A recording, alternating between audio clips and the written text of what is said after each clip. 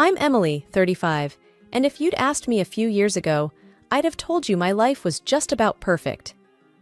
I was climbing the corporate ladder at a renowned company, making my way to a department manager position. It was during those long hours at work that I stumbled upon something unexpected, something that wasn't part of my meticulously planned career path. Love. His name was Jake, a colleague from a different department. He wasn't as high up on the career ladder as I was, but that never mattered to me. Our connection was instant, and before we knew it, our office romance blossomed into something deeper, leading us down the aisle. The company we worked for was supportive. After all, it wasn't a secret affair, but a serious relationship that everyone could see was genuine. We were happy, living in a beautiful, spacious house that we bought together. It was more than a home. It was a symbol of our future, of the family we dreamed of starting. But our seemingly perfect life wasn't without its cracks. The main issue? Our earnings. I always earned more than Jake, and while it never bothered me, it was a thorn in his side. One chilly evening, as we sat in our living room, Jake brought it up yet again. Does it ever get to you? The whole money thing? He asked, his gaze fixed on the dancing flames in the fireplace. No, Jake, it really doesn't. I love you, not your paycheck. We're in this together, remember? I replied, trying to reassure him. He let out a long sigh. I just feel like I should be the one bringing in more, you know? It's not traditional. I reached for his hand, giving it a gentle squeeze. We're not a traditional couple, Jake. We make our own rules. We're happy, aren't we? He nodded, but his eyes didn't mirror the conviction in his voice. The topic was a recurring one, resurfacing every now and then, each time leaving a faint but lingering unease in the air. Life has a way of throwing you off course when you least expect it. That's exactly what happened to me, Emily, on a seemingly ordinary Tuesday. It was supposed to be a routine medical checkup, nothing more. I sat there in the sterile doctor's office, fidgeting with the hem of my shirt, waiting for the usual all clear. Instead, what I got was a jolt that turned my world upside down. The doctor, a kind-faced woman in her 50s, had a serious look as she delivered the news. Emily, I'm sorry to tell you this, but you have cancer, she said gently. For a moment, everything stood still. The word cancer echoed in my head like a dreadful bell. Fear, disbelief, a sense of unreality washed over me. What? Are you sure? I managed to stammer, feeling my heart pounding in my chest. The doctor nodded, her expression empathetic. I understand this is a lot to take in. We need to discuss your treatment options. Her voice faded into the background as I grappled with the shock. Cancer? Me? It didn't make sense. I was healthy, or so I thought. When I left the doctor's office, I felt like I was in a daze. The world seemed to go on around me, but I was stuck in that moment of devastating revelation. I called Jake as soon as I could. He answered after a few rings. Hey Em, how did the checkup go? His voice was casual, expecting routine news. Jake, it's not good, I said, my voice shaky. What's wrong? Talk to me, Em, he replied, his tone shifting to concern. I took a deep breath, trying to steady myself. It's cancer, Jakey. I have cancer. There was a heavy silence on the other end. Then, oh God, Em, I'm so sorry. Are you okay? Where are you? I'm still at the clinic. I'm not okay, Jakey. I'm scared, I admitted, feeling a lump forming in my throat. I'll come right over. We'll face this together, Em. You're not alone, he said firmly. Hearing his words, a small flicker of hope ignited within me. Maybe, just maybe, we could get through this nightmare together. The following days were a blur of appointments, tests, and consultations. I started my treatment, which included chemotherapy. It was exhausting, both physically and emotionally. Jake was supportive at first, accompanying me to my sessions, holding my hand, trying to be strong for both of us. But as the treatments took a toll on me, I noticed a change in Jake. His visits became less frequent, his reassurances felt more forced. Whenever I asked him why he couldn't come, he always had the same excuse. Work is just crazy right now, Em. I'm so tired by the end of the day, he'd say over the phone. I tried to understand, to be sympathetic. After all, he was dealing with this in his own way, too. But deep down, I couldn't shake off the feeling of growing distance. the creeping sense of loneliness that started to envelop me. In those moments of solitude and struggle, I found an unexpected source of strength. My parents and my best friend, Lisa. They were my rocks, calling me daily, visiting me whenever they could, offering words of encouragement and love. While I was trying to adjust to my new reality in the hospital, undergoing treatment and dealing with the side effects, life outside continued. I missed our home, the comfort of our bed, the little rituals Jake and I had. Despite his decreasing visits, I clung to the hope that we were still a team. One day, Lisa came to visit. She brought some magazines, my favorite snacks, and a sense of normalcy that I craved. But there was something off about her. She seemed uneasy. "Hey, what's up? You seem a bit distracted," I said, trying to read her expression. Lisa hesitated before speaking. "Emily, I don't want to worry you, but something strange happened the other day." My heart skipped a beat. "What happened?" "Well, I was walking past your house, and I heard laughter. Loud, female laughter. It sounded like there was a party or something," she said cautiously. A cold shiver ran down my spine. "A party? But Jake didn't mention anything. Maybe he had friends over." Lisa bit her lip, looking uncomfortable. "I don't know, Emily. It just felt weird. And I haven't seen Jake around much lately. I'm worried there might be someone else." Her words hit me like a ton of bricks. I didn't want to believe it, but the seeds of doubt were planted. Was Jake seeing someone else while I was stuck here, fighting for my life? "I need to know, Lisa. I can't just sit here wondering," I said, a sense of urgency rising within me. "I understand. But what are you going to do?" Lisa asked, her concern evident. "I need to go home. I need to see for myself," I decided, my mind made up. "But Emily, your treatment—" "I know. But I can't ignore this." "I have to know the truth," I interrupted, feeling a mix of anger, betrayal, and fear. Lisa helped me arrange for an early discharge. The doctors weren't thrilled, but my recent results were promising, and they agreed under the condition that I would continue my treatment on an outpatient basis. The drive home was nerve-wracking. Every possible scenario played out in my mind. I was scared of what I might find, yet I needed answers. As we pulled up to the house, everything looked normal from the outside. But the moment we stepped in, it was clear something was off. The place felt different, like it wasn't ours anymore. We heard voices coming from the living room. My heart pounded in my chest as we walked in, bracing for what we might find. To my utter shock, there was a couple sitting there, looking as surprised to see us as we were to see them. "Who are you? What are you doing in my house?" I demanded, my voice trembling with a mixture of anger and disbelief. The woman, probably in her late 30s, stood up. "I'm sorry, but who are you? We're renting this place." "Renting? This is my house. I live here with my husband, Jake," I said, struggling to process her words. The man, who had been quiet until now, spoke up. "We've been here for a couple of weeks. We made a deal with Jake. He said the house was going to be sold, and we're interested in buying it." My world came crashing down at that moment. Not only was there another woman in my house, but now I was being told that my husband, the man I trusted, was planning to sell our home without my knowledge. I felt like I was in a nightmare, one that I couldn't wake up from. As I stood in the living room of what was once a symbol of our shared dreams, the couple who had unwittingly walked into this mess looked at me with a mix of confusion and pity. They introduced themselves as Mark and Sandra, clearly uncomfortable but trying to be polite. I could hardly focus on their words. My mind was in turmoil. "Please, can you call Jake? I need to speak to him," I said, my voice shaky but firm. Mark nodded, taking out his phone. "Of course, I have his number. He said to call if we needed anything." The wait for Jake to arrive was agonizing. My heart raced with a cocktail of emotions: anger, betrayal, disbelief. When he finally walked in, the look on his face was one of shock, but not the kind I expected. "Emily, what are you doing here? You should be in the hospital," he said, his voice tinged not with concern, but annoyance. His reaction only fueled my anger. "What am I doing here? Jake, what are you doing? Selling our house behind my back?" He had the audacity to look irritated. "I can explain, Emily. It's simple, really." "Explain?"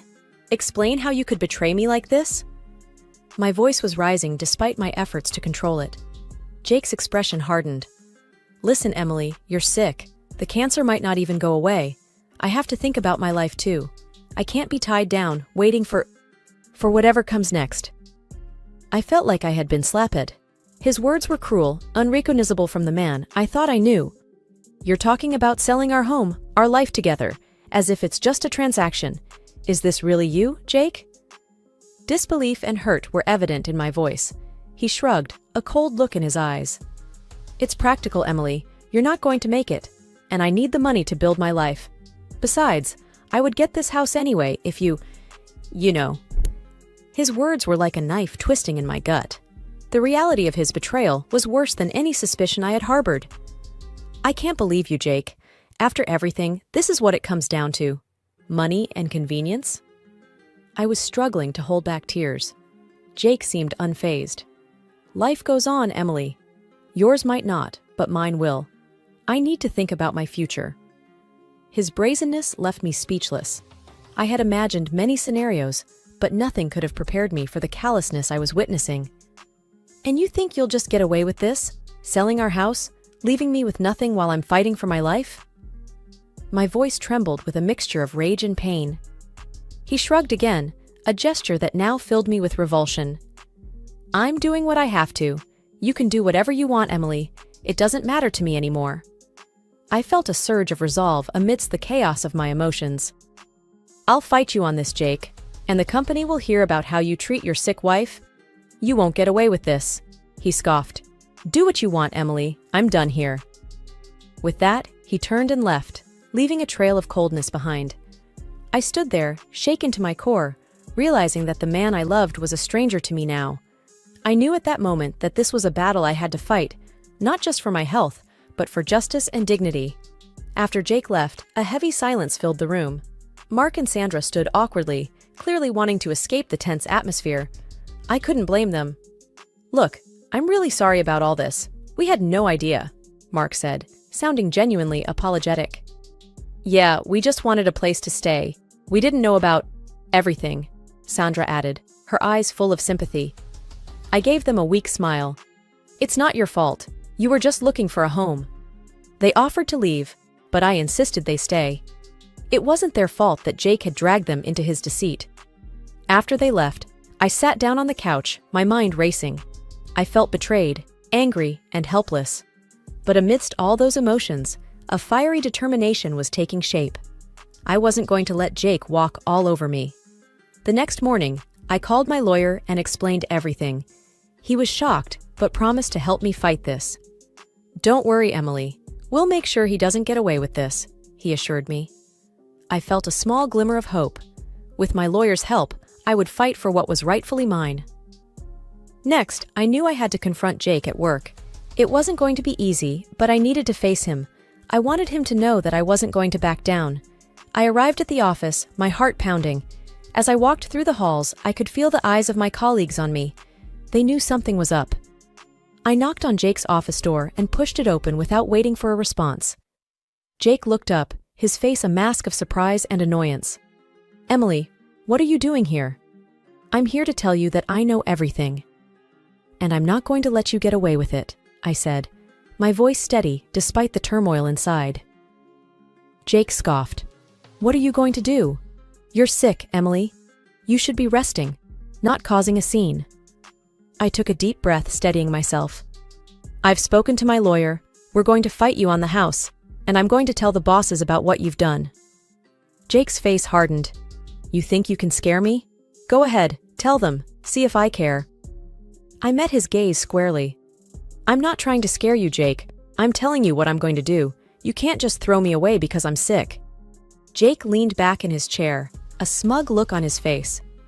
You really think you can win this? I'm not the bad guy here, Emily. I'm just trying to move on with my life. I felt a surge of anger. By selling our home? By leaving me with nothing? Jake shrugged. Life is tough, Emily. You should know that better than anyone. I shook my head, disgusted. I can't even recognize you anymore, Jake. You're not the man I married. Jake's expression didn't change. maybe you never really knew me at all." With that, I turned and walked out of his office. I had said what I needed to say. Now it was time to fight. In the days that followed, my life turned into a whirlwind of paperwork, meetings, and strategy sessions. My health was improving, but my battle was far from over. With each passing day, I gathered more evidence to support my claim to the house. My larger financial contribution was a strong point in my favor, and I was determined to see this through. My lawyer was optimistic. "Emily, you have a solid case. The numbers don't lie, and given the circumstances, it's unlikely a judge will side with Jake," he assured me over the phone. The relief I felt was palpable. "Thank you," I replied. "I appreciate your help more than you know." "We're not there yet, but things are looking up," he cautioned. I understood. The legal world was unpredictable, but for the first time in a while, I felt like I was standing on solid ground. At work, the atmosphere was tense. My confrontation with Jake had become office gossip. Some colleagues whispered in corners, others offered quiet support. It was uncomfortable, but I couldn't let it distract me. I decided to meet with our bosses and lay everything out. It was a tough conversation, but necessary. I told them about Jake's betrayal, the house, everything.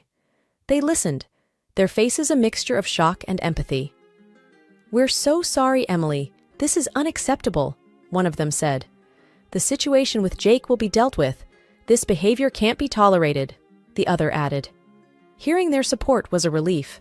I didn't have to face Jake at work anymore. Days later, they called to tell me they had let Jake go.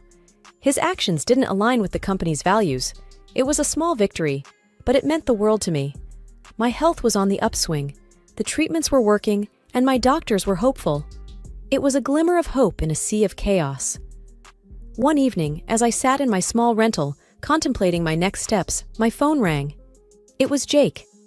I hesitated but answered. "Emily, please, we need to talk." He sounded desperate. "What's there to talk about, Jake?" I asked, my voice firm. "I was wrong. I've been fired. I'm sorry, Emily. I didn't think it would come to this," he said, almost pleading. I took a deep breath. "You hurt me, Jake. Deeply. I can't just forget that." "I know, I regret it.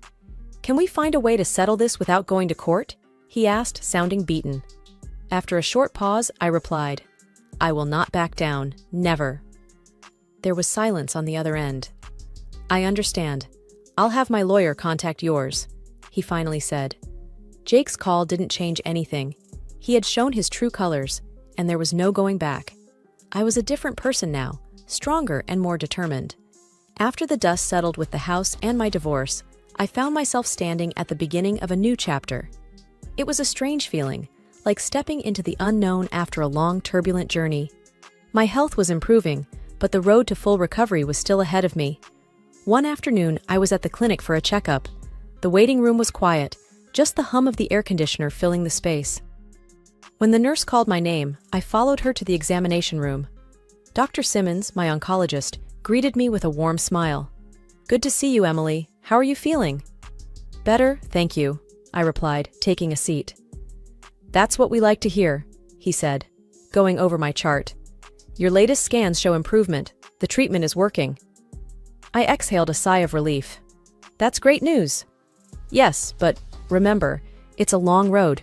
You need to take care of yourself," he reminded me. "I know, and I will," I assured him. He nodded, satisfied. "Good. We'll keep monitoring your progress." Leaving the clinic, I felt a mix of emotions. Hope, certainly, but also a sense of responsibility. This was my life, and I had to take charge of it. Back at work, I threw myself into my projects. It was a distraction, but also a reminder that I had a purpose beyond my illness and personal troubles. One day, I was in the break room when I overheard a couple of colleagues talking. "Did you hear about Jake? He's trying to get his job back," one of them said. "Really? After what he did?" "Good luck with that," the other replied. I stayed silent, stirring my coffee. Jake's choices were his own. I had my path to follow, and it didn't include him. After work, I met up with my friend Sarah for dinner. She had been a rock throughout everything. "How are you holding up?" she asked as we sat down. "I'm okay, taking it one day at a time," I answered. That's all you can do, and hey, you're doing amazing, she said, offering a reassuring smile. I nodded. Thanks, I couldn't have done it without your support. We're in this together, she said, raising her glass. To new beginnings. To new beginnings, I echoed, clinking my glass with hers. The next few months were a blend of routine and small victories. Each doctor's visit brought good news. My strength was returning, and with it, a newfound determination to live life on my terms. The treatments had worked, and the doctors were optimistic. I was officially in remission. As I walked into the office that morning, I felt a sense of pride. I had not only kept my job through the toughest times, but also excelled. My team greeted me with warm smiles and congratulations. The workday was busy, but I didn't mind. Being productive gave me a sense of normalcy. Later, I met Sarah for lunch. She had been more than a friend. She was my pillar of strength. You look radiant, Emily, she said as we sat down at our favorite cafe. I feel it too, Sarah. It's like a new beginning, I responded, smiling. And you deserve every bit of it. So, what's next for you? She asked, sipping her coffee. I've been thinking about that. I want to give back, maybe volunteer at the cancer center. Share my story, help others. I said, the idea resonating with me more and more. That's wonderful, Emily. You'll be amazing at it, she encouraged. After lunch, I went for a walk in the park. The sun was shining and the air was fresh. I took a moment to sit on a bench and just breathe.